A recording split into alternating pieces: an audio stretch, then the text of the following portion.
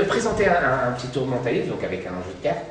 Juste une chose, je ne t'apprends pas à toi que le Montaïm c'est un art où on joue avec le mental, où il y a très peu de manipulation, très peu d'action. Donc je vais essayer de faire le moins de choses pour t'influencer sur le moins de choses possible, d'accord? En fait, le tour est très simple.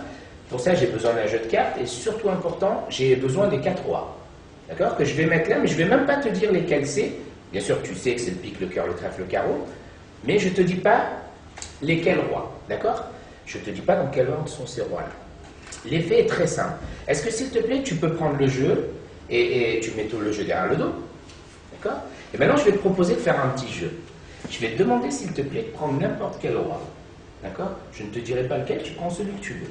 Et je vais te demander de prendre ce roi, de le mettre derrière le dos et de le mettre dans le jeu n'importe où. Et parmi ces 4 rois, tu devras en mettre seulement un face en l'air. D'accord?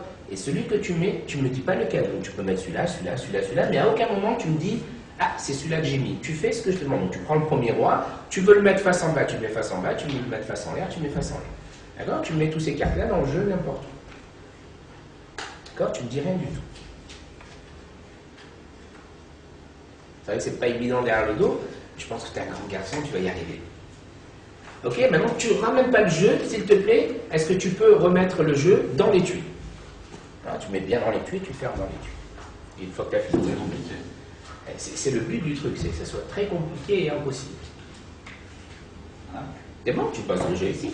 Et maintenant, tiens, tu te souviens de ce qui s'est passé? J'ai sorti 4 rois que j'ai mis sur la table. Je t'ai à aucun moment dit où était le roi de pique, le cœur, le trèfle, le carreau. Et je t'ai proposé un jeu, c'est de mettre 3 rois face en bas dans le jeu et un, ton choix, celui face en l'air.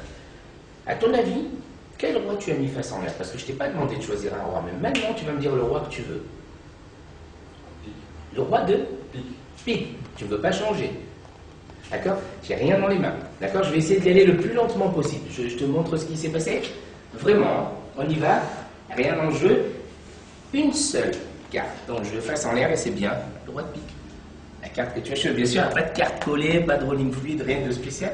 C'est fou, non? En fait, il faut que je t'avoue quelque chose. Je savais que tu allais choisir le roi de pique. Tu sais pourquoi? Parce qu'en fait, dans le jeu, il n'y a pas les autres rois. Parce que depuis le début, j'ai mis les rois rouges ici et les rois noirs, du moins l'autre roi noir, ici. C'est fou, hein? Et pas d'autres, pas d'autres, d'autres. En fait, il faut que je t'avoue quelque chose. Je savais que tu allais choisir le roi de pique. Tu sais pourquoi? Parce que c'est le seul qui a un dos bleu. Alors que les autres aussi. Parce qu'en fait, les autres viennent du même jeu. Mais où c'est plus fou, c'est que tu as fait tout ça derrière le dos et en fait, il n'y a jamais eu d'autres cartes à part des doubles dos. Et tu peux tout examiner, l'étui, le jeu, les cartes, pas de rolling feed, pas de